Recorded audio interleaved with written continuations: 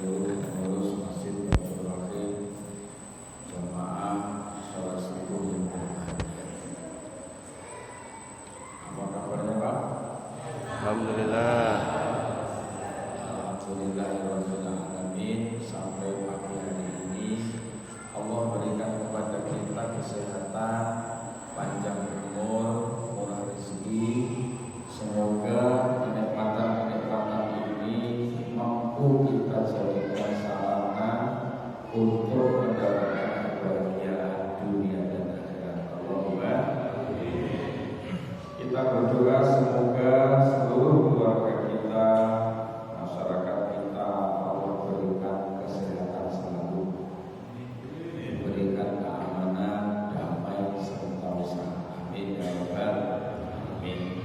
Dan semoga kita berdoa untuk kita semua, untuk anak kita semua, semoga anak-anak dijadikan anak yang soleh solehah. Amin ya rabbal alamin.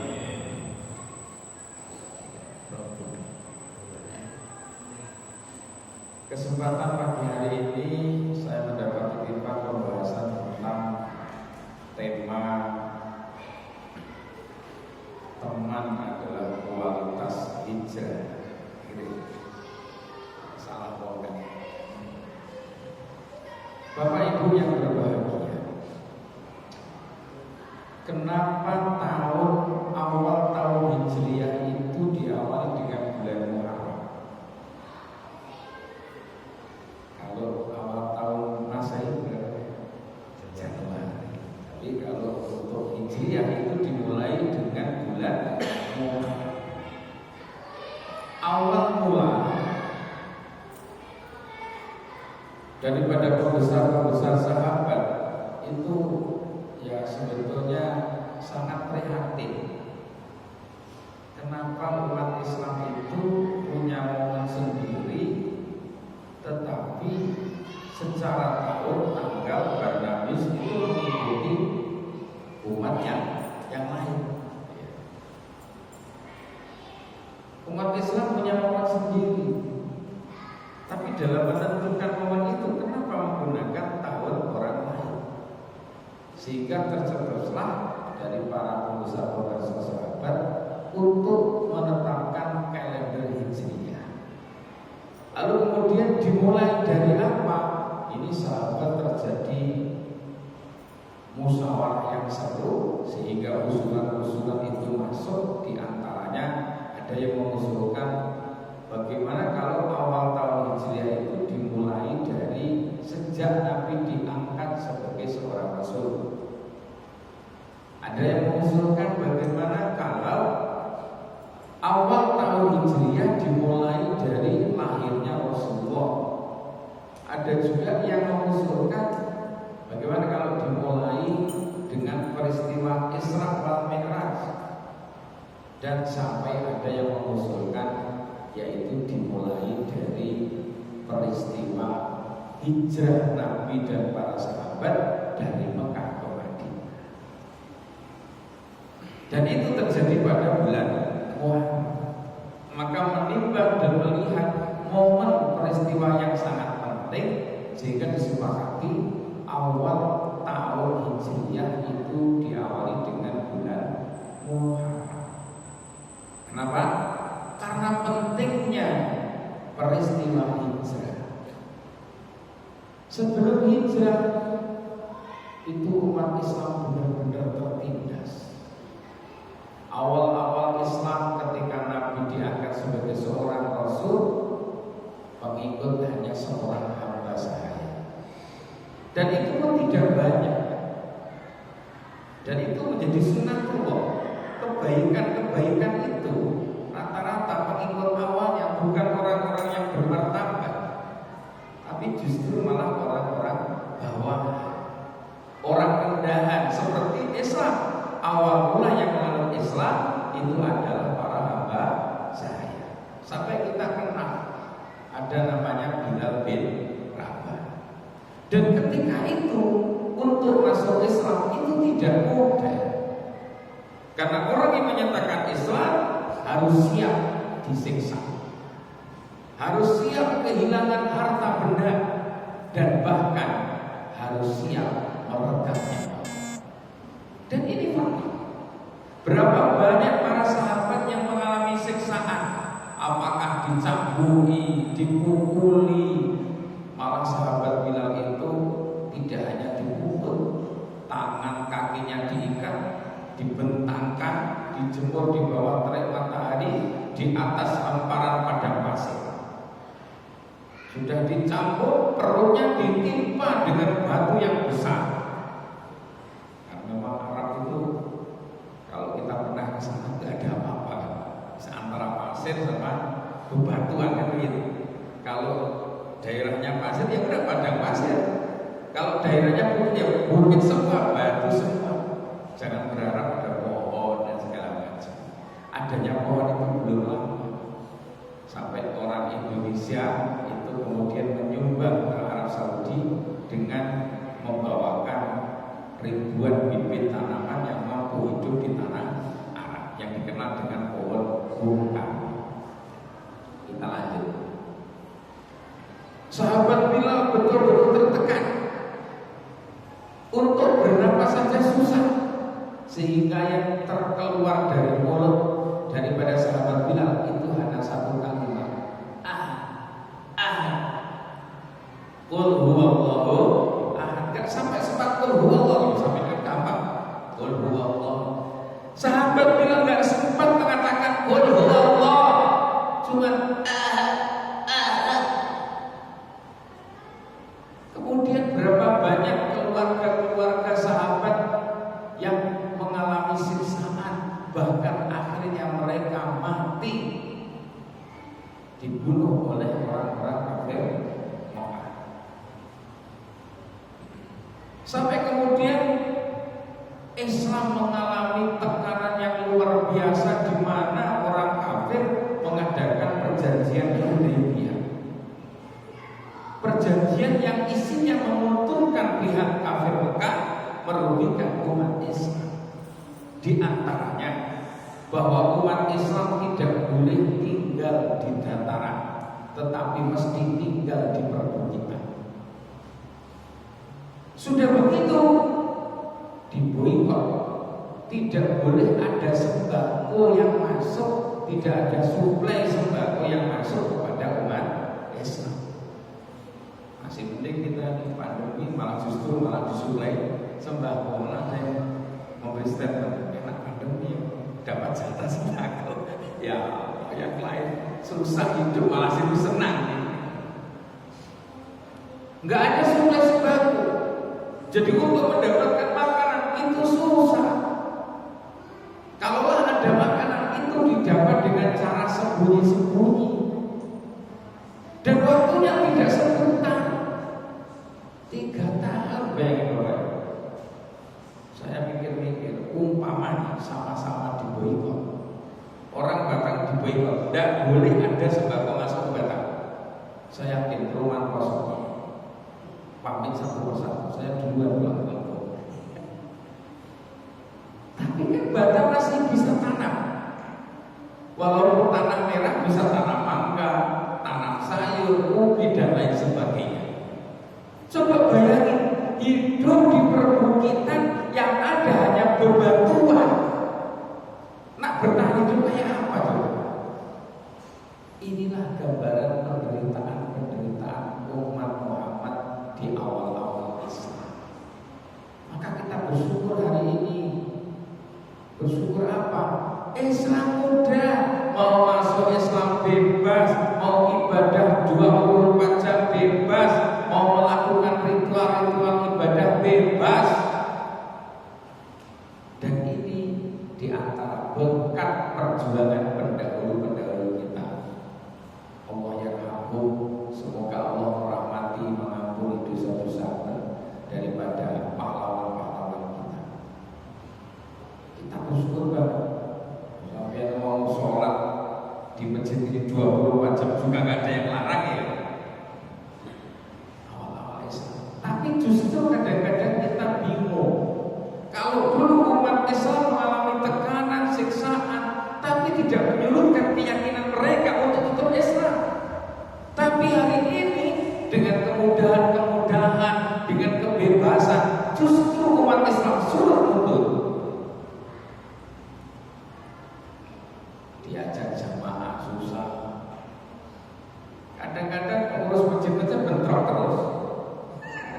Dan ini nggak satu masjid loh. Saya membaca Kecamatan Sungai Bedok itu banyak yang pengurus masjidnya bergaduh. Ya, sampai ada satu perumahan 2 masjid. Semoga Allah jauhkan itu semua dari kita. Allahumma amin. Dulu orang bingung bersatu, hari ini umat Islam bingung bercerai-berai. Kenapa ini bisa terjadi? Roh Islam mana yang dibangun? Begitu. Kita lanjutkan. Ketika mendekati 3 tahun, Allah memberikan wahyu kepada Rasulullah. Yang ini tidak tertuang dalam Al-Quran, tetapi merupakan langsung kepada Rasulullah. Apa kata Rasulullah? Lembar perjanjian yang digantung di tembok Mekah itu akan hancur dimakan binatang raya. Maka tepat pada tahun ketiga, pembesar orang kafir, orang Quraisy kemudian bersepakat untuk menurunkan daripada lembar perjanjian, yang berarti memberikan hawa atau udara dingin kepada umat Muhammad. Saat diturunkan lembar perjanjian itu dari tembok Ka'bah, apa yang terjadi? Kertas tersebut sudah hancur dimakan oleh raya. Inilah disebut dengan mukjizat. Allah mengabarkan kepada Rasulullah akan terjadi rusaknya, hancurnya surat perjanjian sebelum perjanjian itu diturunkan. Oke. Setelah setahun, 3 tahun kemudian, maka kemudian ini terjadi pada tahun kelima. Rasul memerintahkan para sahabat hijrah ke Habasyah, yaitu ke Ethiopia, yang ketika itu rajanya adalah Raja Nasrani, yaitu Najasyi. Berangkat ke sana gak banyak, cuma 15 orang. Ketika sahabat sampai ke Habasyah, itu tidak begitu mulus. Disusul oleh kafir Quraisy menghadap kepada Raja Najasyi dengan membawa sekian banyak hadiah termasuk emas. Tujuannya apa? Supaya Raja Najasyi memulangkan kembali umat Islam yang hijrah ke Habasyah.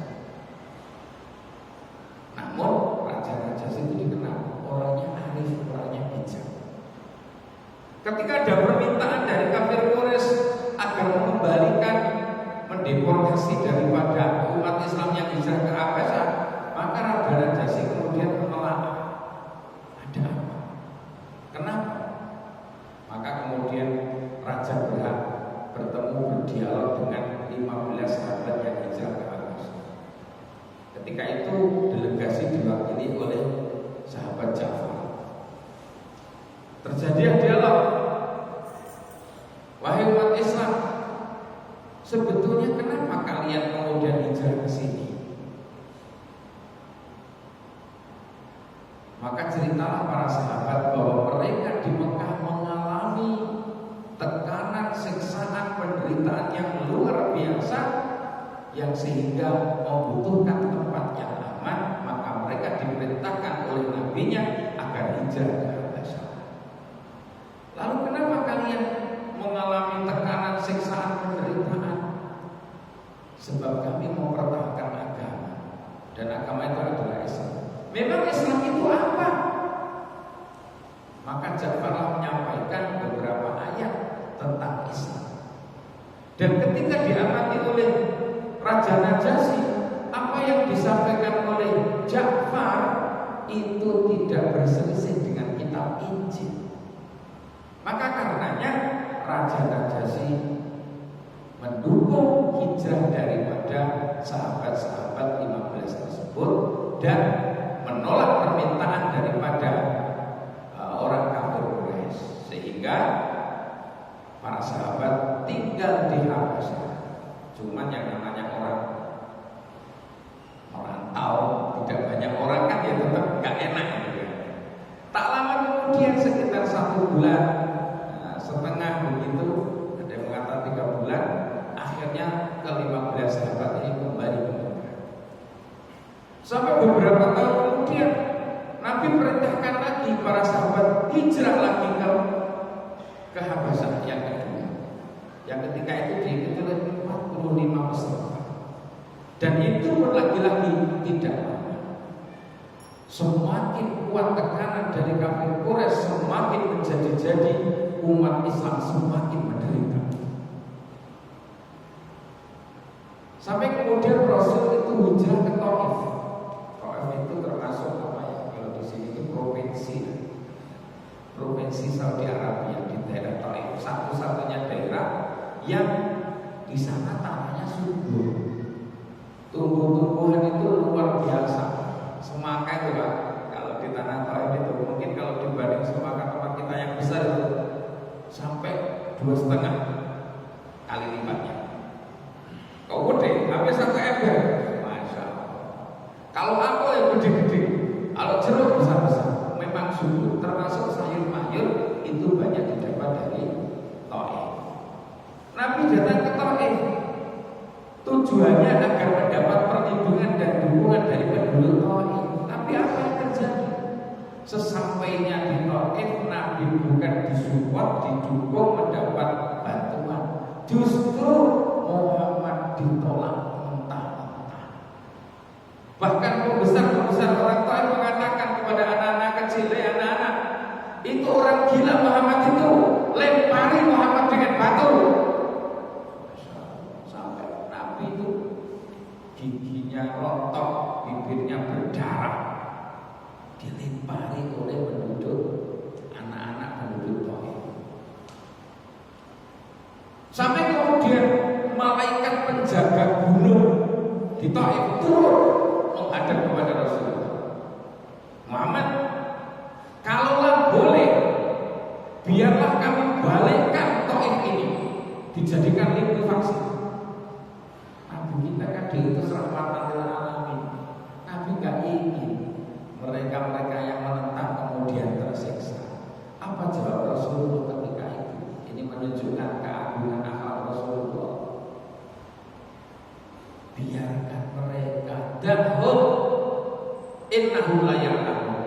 Udah biar mereka kan belum tahu, biarin aja. Saya gak yakin kalau orang-orang sekarang dakwah kayak Nabi dilempari terus tetap berdakwah. Apalagi kalau ada malaikat datang, boleh gak kembali? Cepet aja balik. Tapi Rasul tidak. Orang Rasul itu jelas-jelas musuhnya orang kafir dibiarkan. Berharap apa? Berharap kalau kemudian mereka mengerti atau mungkin keturunan-keturunan mereka itu kemudian nanti ada yang kemudian masuk Islam. Kurang beris apa Abu Jahal? Kurang beris apa Abu Lahab? Apakah kemudian dibunuh? Apakah kemudian diperangi? Tidak. Dan faktanya ada di antara anak-anak mereka yang masuk Islam. Akhlak Rasulullah SAW. Terus sekarang beda kuno sama gak kuno itu mengatakan perang.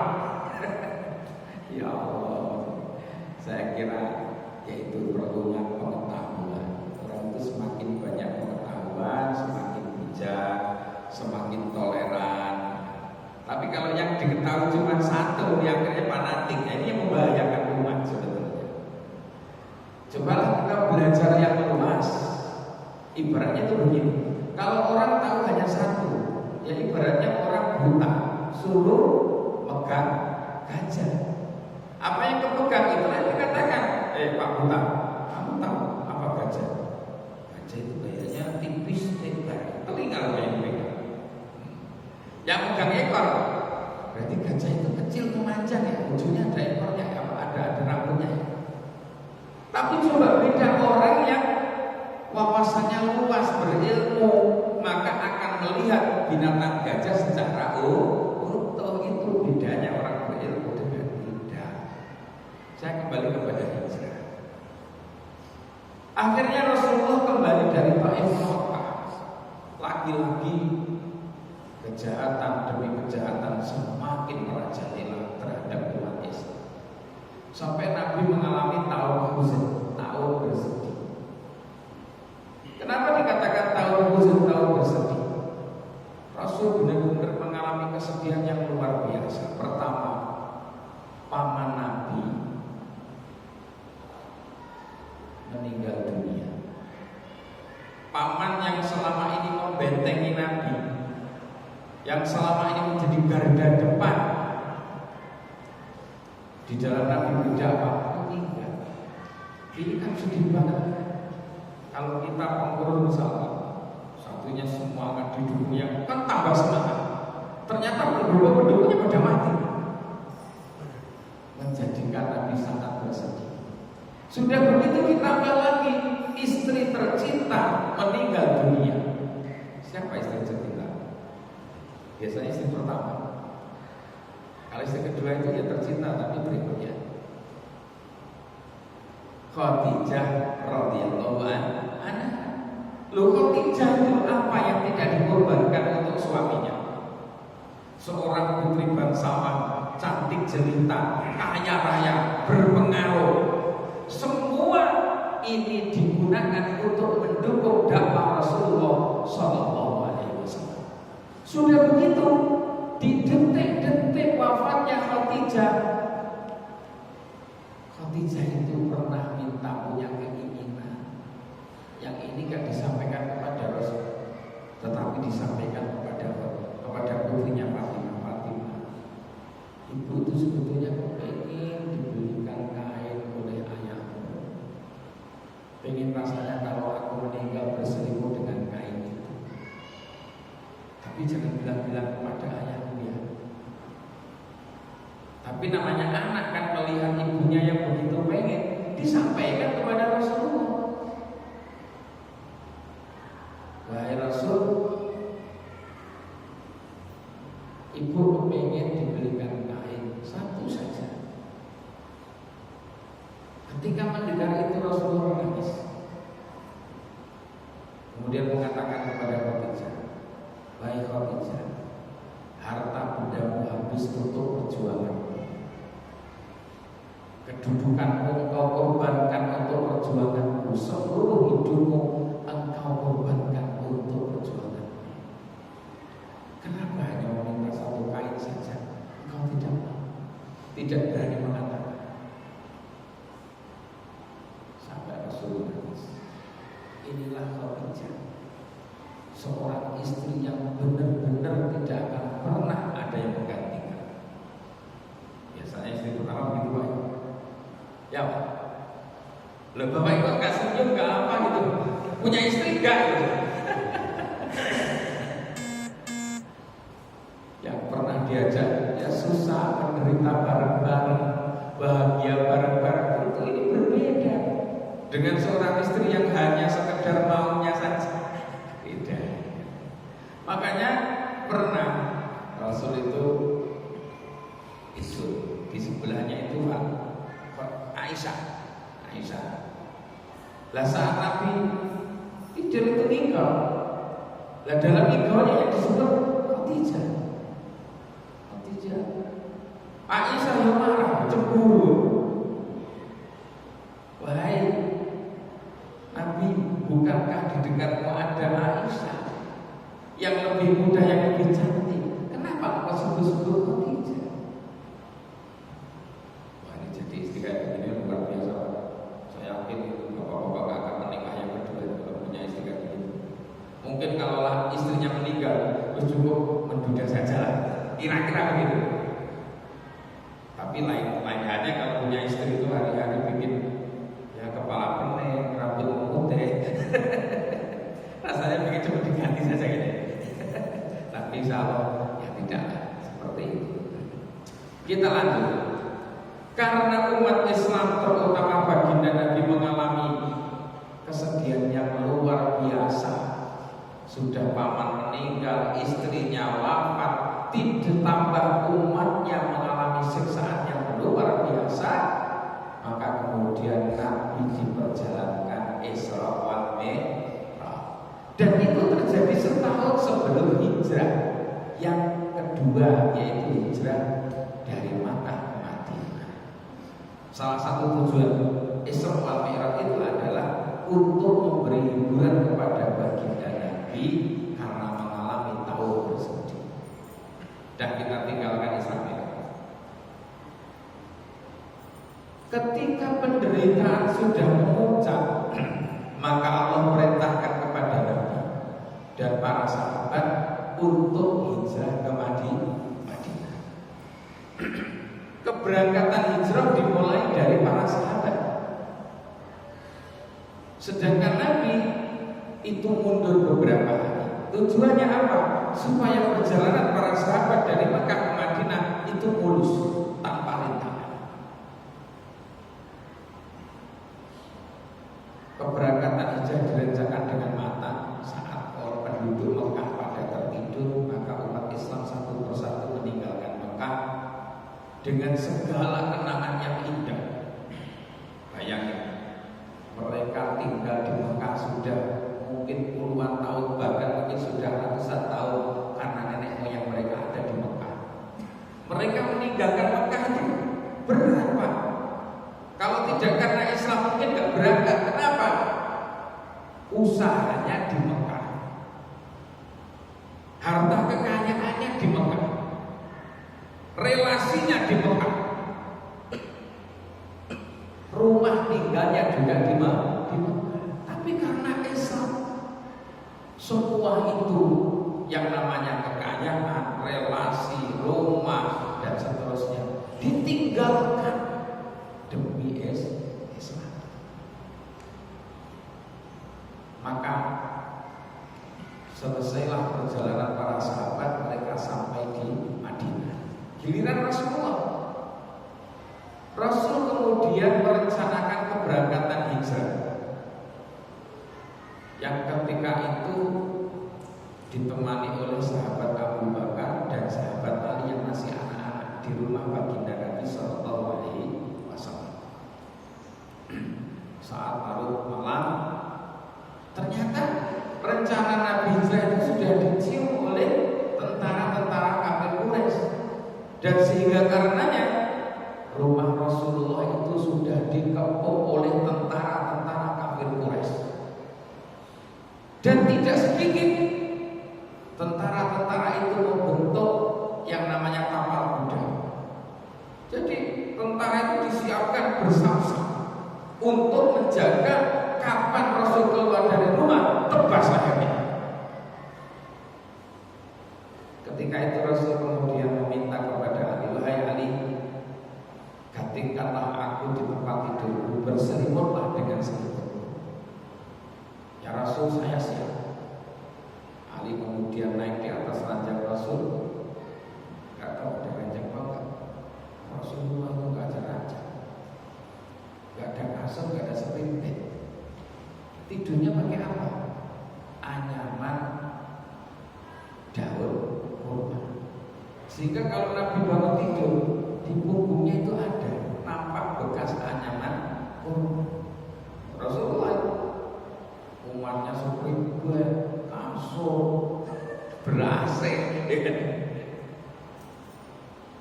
Kalau kita mengingat nabinya kayak begitu, coba kalau nabinya berkasur. Masya Allah, Nabi itu gak ada ranjang, yaitu daun atau pelepah kurma dianyam membentuk kayak tikar begitu. Itu pernah seorang ibu menawarkan diri kepada Rasulullah, "Wahai Muhammad, kalau engkau mau, saya akan bikinkan kasur untuk." Rasul gak pernah. Rasul kayak begitu. Makanya kita ini tidurnya betah-betah. Subuh kadang-kadang gak dengar kata, atau dengar tapi masih berat untuk bangun. Makan Rasul gak pernah makan yang enak-enak. Hampir tak pernah makan roti halus, morning bakery, bulat bakery, yang kasar-kasar aja. Rasulullah, ya Allah. Kalau orang punya sendal, kok putus, dijahit sendiri, disol sendiri. Kalau kita kan nggak pakai tukang sesuatu, Rasulullah disol sendiri. Kalau pakaiannya misalkan sobeknya dijahit sendiri, Rasulullah tuh nggak pengen merepotkan siapapun.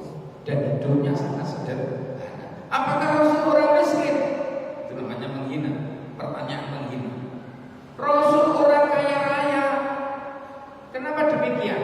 Tengok mas kawinnya kepada Khadijah berapa banyak.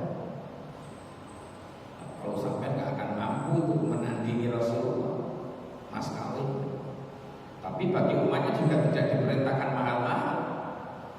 Sedang-sedang saja lah, yang umum saja lah. Terus kunci kekayaan langit bumi ada di tangan Rasulullah. Coba bayangkan. Pernah dulu itu datang kepada Rasul mengatakan, Muhammad, kalau kau pengen aku jadi emas, aku akan jadi emas. Gunung loh. Kalau yang ditawari sama ya, gak usah ngomong, gunung cepet aja udah dari. Itu Bapak Ibu. Perjalanan Rasulullah itu mengambil jalan yang berbeda dengan para sahabat. Mungkin kalau Rasulullah, para sahabat itu menempuh dari Mekah ke Madinah itu cukup 6 hari atau 1 minggu. Tapi kalau Nabi mengambil jalan memutar sehingga membutuhkan waktu 2 kali lipat sampai 2 minggu. Itu. Dan perjalanan Rasulullah itu tidak mudah. Kenapa? Karena orang-orang kafir Quraisy, terutama pembesarnya, itu mengadakan sayembara. Siapapun yang mampu menangkap Muhammad, hidup atau mati, akan mendapatkan 100 ekor unta dan akan mendapatkan kedudukan yang tinggi. Sehingga tentara-tentara kafir Quraisy mereka berlomba-lomba untuk mengejar, untuk menangkap Rasulullah SAW. Saat malam Nabi melakukan perjalanan. Ketika mau berangkat ternyata tentara-tentara sudah mengepungnya. Maka Nabi kemudian membaca doa, Summun bukmun umyun fahum la yarji'un. Diambilkan pasir atau debu kemudian ditiup, kemudian dilemparkan di hadapan tentara-tentara kafir Quraisy.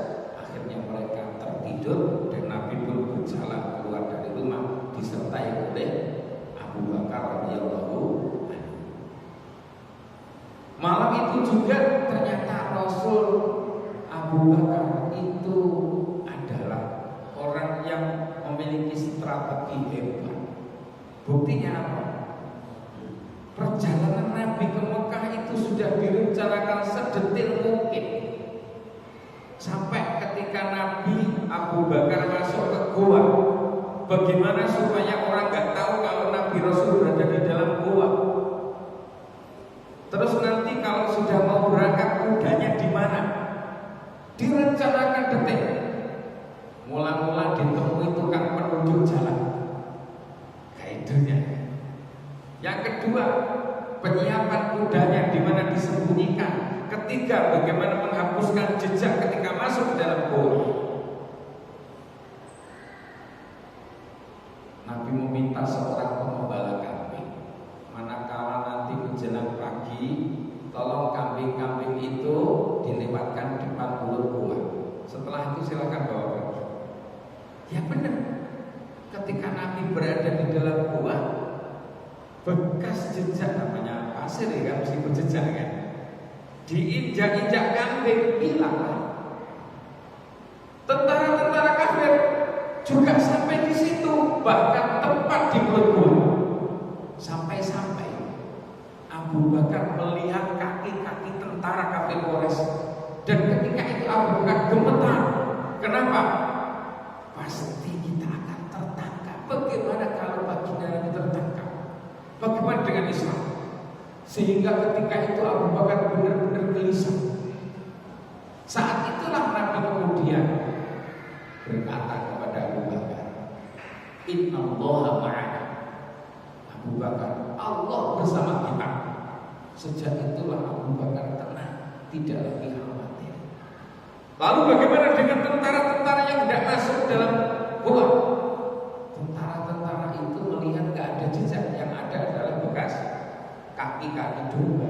Yang kedua, di mulut gua itu ada sarang laba-laba. Tak mungkin Muhammad masuk. Kalaulah masuk pasti robek itu sarang laba-laba.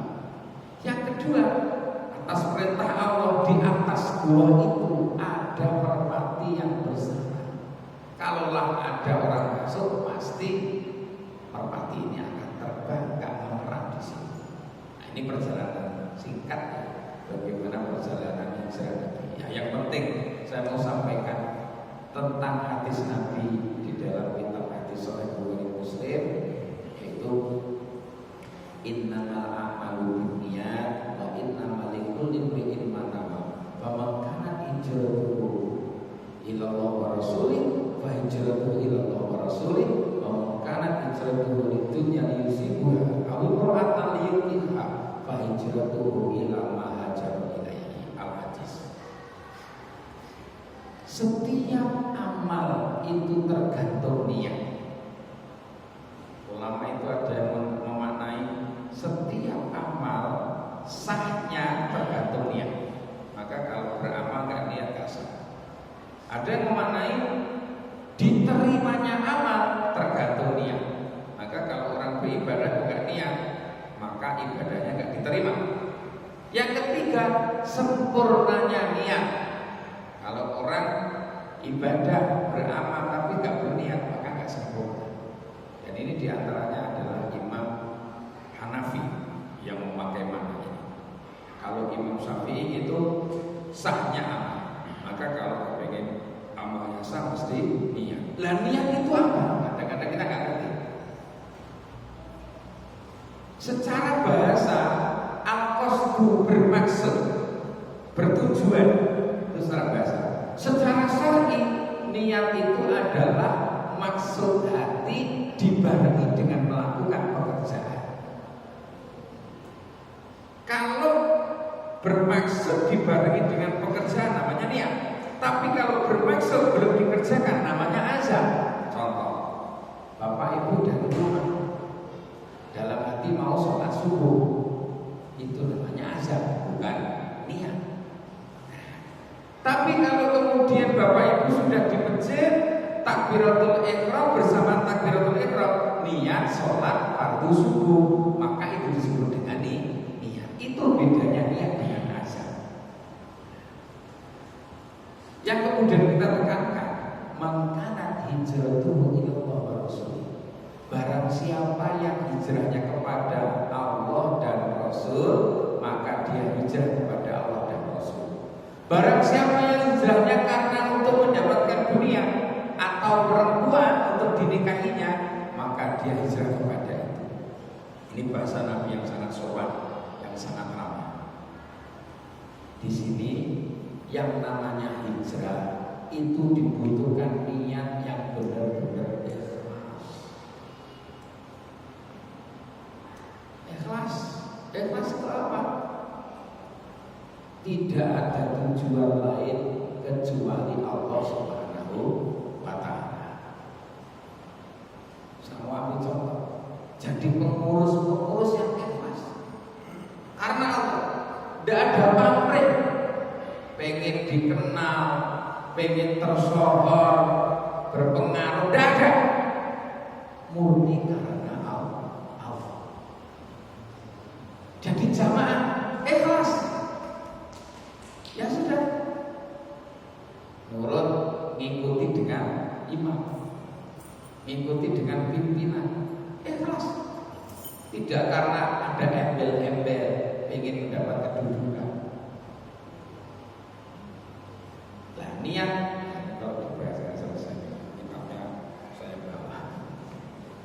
Saya penting ikhlas dulu.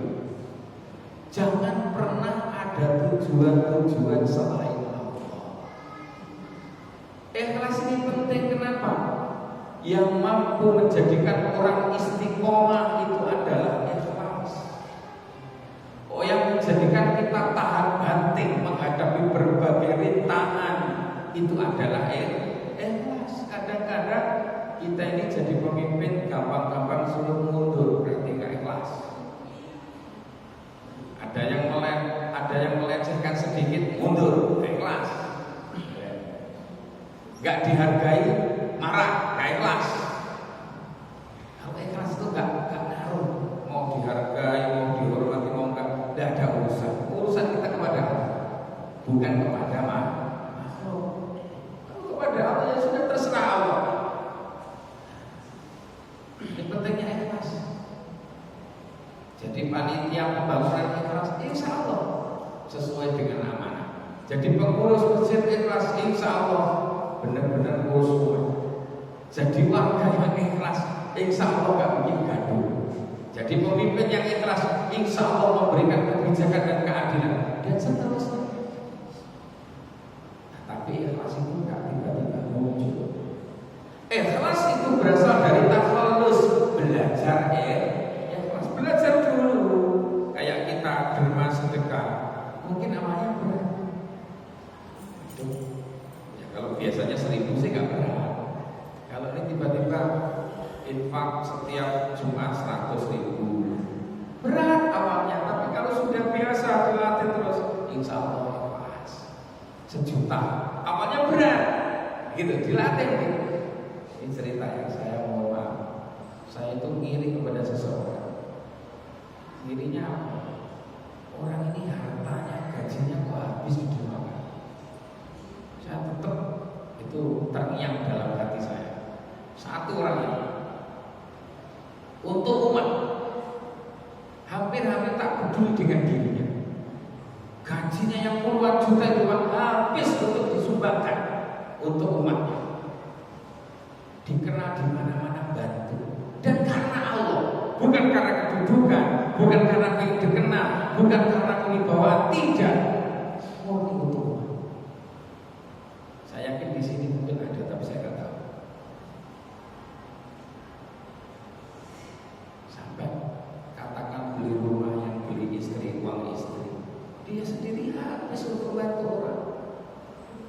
Kendaraan nggak mewah-mewah, cukup saja. Sampai mewah-mewah, rumah sederhana saja. Kayak begini dulu Pak, kalau mati ya akhir bahagia, ya kan? Tidak kayak kita ini derma susah, tapi kalau nabung semangat. Jangan macam-macam, rumah dimewah-mewahin, kendaraan ganti-ganti dan seterusnya. Bahkan rencana mau ganti istri. Belajar ikhlas Pak. Ya saya bukan orang ikhlas, tapi saya belajar. Saya belajar ikhlas. Ternyata ikhlas itu banyak penyakit. Nah ini penyakitnya ini harus disembuhkan. Salah satunya apa? Riya. Riya itu apa? Beramal karena manusia. Beramal karena makhluk. Semangat kalau jadi pengurus, gak jadi pengurus lelet. Semangat karena jadi tokoh masyarakat, gak jadi lelet. Nah, kayak tri itu udah masih lelet.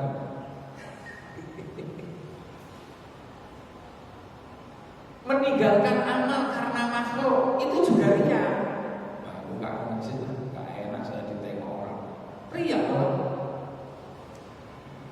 Atau rajin ke masjid tapi karena orang, riya juga. Tapi sudah apa-apa, walaupun riak-riak semangat, makan. Ini belajar ikhlas. Yang kedua, sombong, takabur. Contohnya, ini kayak begini kan saya. Ini kalau tidak ada saya nggak begini Bu. Ngalah-ngalahin Tuhan. Takabur. Sudah gitu, sum'ah itu apa? Suka cerita-cerita kebaikan. Beramal sudah rahasia, diceritakan pula kepada orang supaya orang tahu. Nah ini loh yang gak boleh. Dan semua penyakit ini masih penyakit induknya, belum kronik-kroniknya. Walihi washabi belum, ini masih induknya saja. Riya, takabur, sum'ah, ujub, bangga diri. Orang gak tahu, orang lain gak ngerti, orang itu dalam hati, tapi bangga. Inilah induk-induk penyakit ikhlas yang mesti kita kikis, yang mesti kita basmi supaya kita benar-benar ikhlas. Apa pentingnya ikhlas? Amal itu Pak, kalau ikhlas sedikit dinilai besar. Pentingnya ikhlas. Dan insya Allah kita gak gampang jadi orang kecewa, gak gampang menjadi orang yang marah-marah, gak disapa marah. Ada orang marah ke kita, kita ikut marah. kita jadi ikut benci sama dia. Nah, perlu itu urusan makhluk, urusan kita kepada Allah. Seringnya kita itu beramal tapi karena pamrih. Inilah yang menjadikan tidak ikhlas. Pengen dihargai, pengen dipuji, pengen dibalas. Saya tanya ibu-ibu kalau ngasih ke tetangga itu ada harapan? Insya Allah enggak. Masa yang banyak antar ke tetangga? Ada nggak kebersihan dalam benak? Nanti kalau mereka masak nanti diantar. Itu udah ikhlas. Atau gini, sering bantu tetangga. Nah, tetangganya itu nggak mau tahu dengan kita, bahkan melihat atau tidak, kita marah. Itu juga bagian kan? Sampai komen-komen, kamu nggak tahu ya susah dulu yang bantu siapa? Dan seterusnya. Ya, saya kira dari pembahasan apa yang saya sampaikan yang perlu kita tarik kesimpulan adalah bahwa kita ini mesti hijrah. Hijrahnya apa? Yaitu meninggalkan yang buruk menjadi yang baik. Dan lakukan hijrah itu karena Allah Subhanahu wa Ta'ala. Dan landasi segala apa yang